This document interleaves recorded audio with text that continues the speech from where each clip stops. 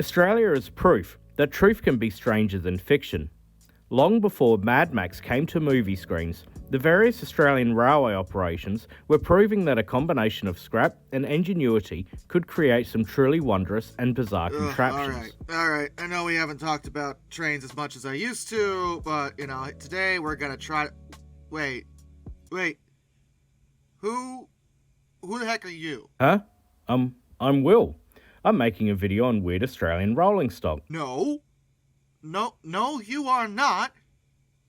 How did you even get in here? This is my channel. How did you... Well, I thought I'd offer. No. You people can't just walk in here and start making stuff. This is my space with my stuff, not yours. You can't just add to it without asking permission.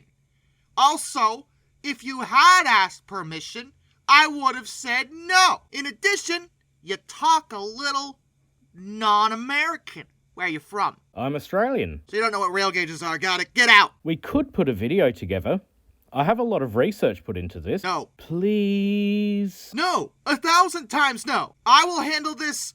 Actually, maybe a local could offer a better perspective on certain aspects of this particular topic. After all, it is your country of origin, and therefore, you should, logistically, have a better understanding of certain things.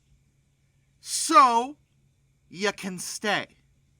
But, I'll be referring to you only as Dingo this entire time. My name is Will. No, it isn't. It's Dingo. This is now your punishment for your intruding upon my bubble. Accept it and carry on. Alrighty then.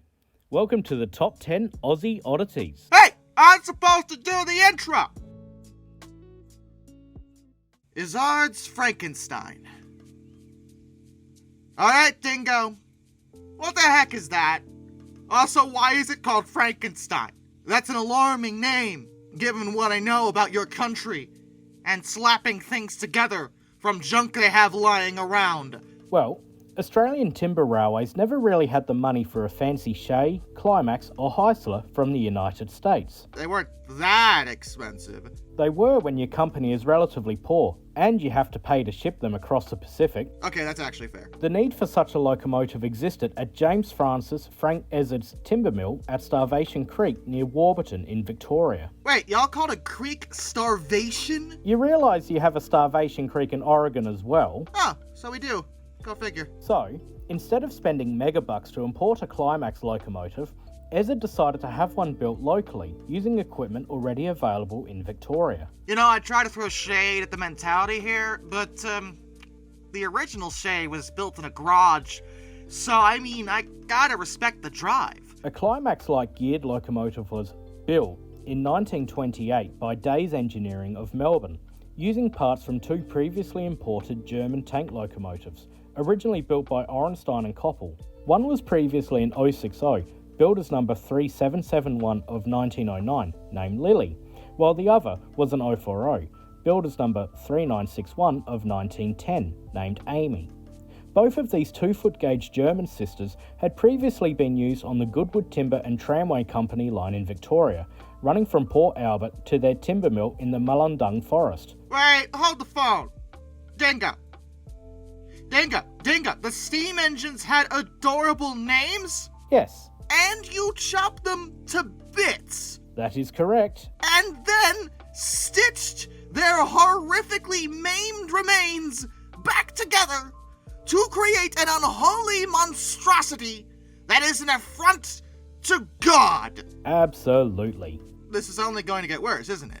Oh, most definitely. This American-inspired, Australian-assembled locomotive using German equipment has in more recent times been known as Ezard's Frankenstein.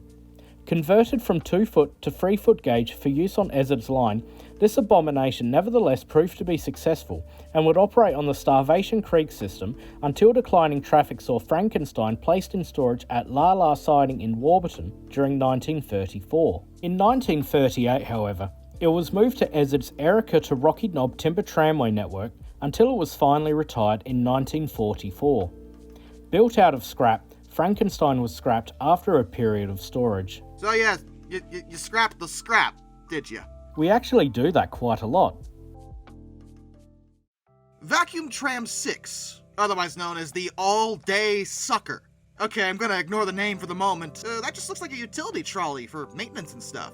We had similar things here in America. We actually prefer the term tram. Cool, great, you're wrong.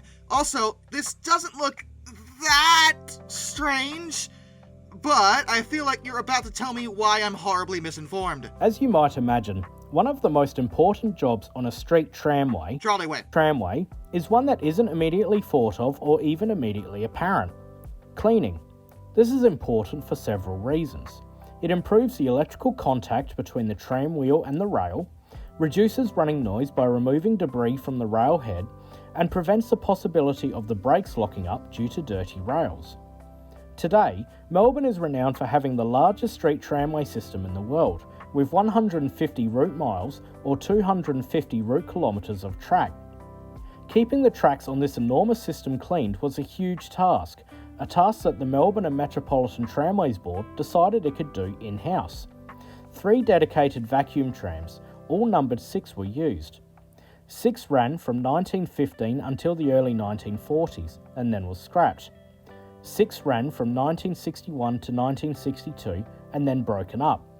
And 6 ran from 1963 until 1973. Oh, good. All 6s, huh? 3 of them. Now I'm gonna get a whole bunch of Number of the Beast comments on this video from people who think they're super clever. Hey, I didn't number them. Your people did, Dingo! All 3 6s operated in basically the same manner, sucking up debris from the track into a storage hopper, which was later emptied out and disposed of.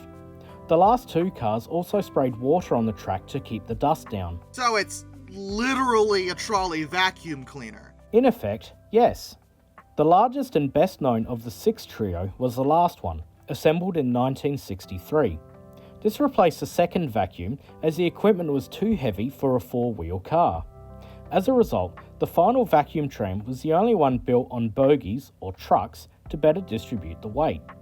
The vacuum and water spraying equipment was recycled from the second 6, while the cabs, underframe ends, trucks and most of the electrical equipment were taken from W2 class passenger tram number 361. The entire tram thus became a mix of multiple recycled parts. In service, this impressive beast became known as the All-Day Sucker. Oddly, also the nickname given to many a person's mother. Despite being assembled from almost entirely second-hand components, 6 would operate regularly for a decade before repairs were needed, which weren't carried out. They probably just ran out of piles of trash to fix her. From 1976, specially designed vacuum cleaning trucks suitable for tramway-specific tasks were used to great success. Being more flexible in operation and easier to get out of the way of passenger trams, this meant that the All-Day Sucker would suck no more. That's what Clinton said when Monica left. 6 was partly stripped down before being acquired by the Perth Electric Tramway Society in Western Australia. It has served as a valuable part source for other tram restorations around the country, but seems unlikely to ever run again. So, y'all preserved her, but you stripped her for parts? Rude! There's only so many pieces to go around. We do what we can. Snorting Liz. Dingo, that is a traction engine, not a locomotive. Correction, she was a traction engine. What do you mean, was? The southwestern corner of Western Australia is full of precious hardwood forests, full of karri and jarrah trees, ideal for heavy construction and railway uses. Demand for this prized timber meant that a number of small timber milling operations were set up from the 1870s onwards to try and cash in. The Adelaide Timber Company, established in 1894, was one of these.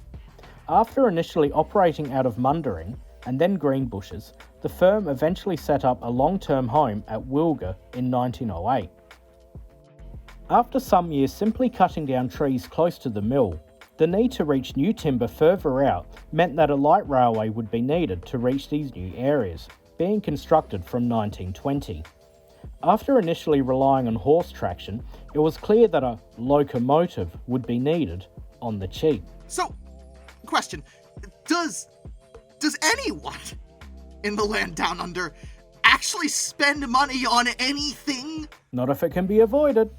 As it happened, the mill had a Ransomes, Sims and Jeffrey steam traction engine on hand. A set of 5-foot diameter driving wheels were purchased from the Western Australian Government Railways and were combined with another set of railway wheels, turning the traction engine into a railway locomotive. This creation, capable of a top speed of 4 miles per hour, gained the local nickname of Snorting Liz. Truly a blistering pace. Setting some world records, are we? Oh wait, it gets even more ridiculous. Originally, only the rear wheels were powered, making Snorting Liz a 220. So what you're saying is she had basically no tractive effort. Yeah, she struggled to pull anything.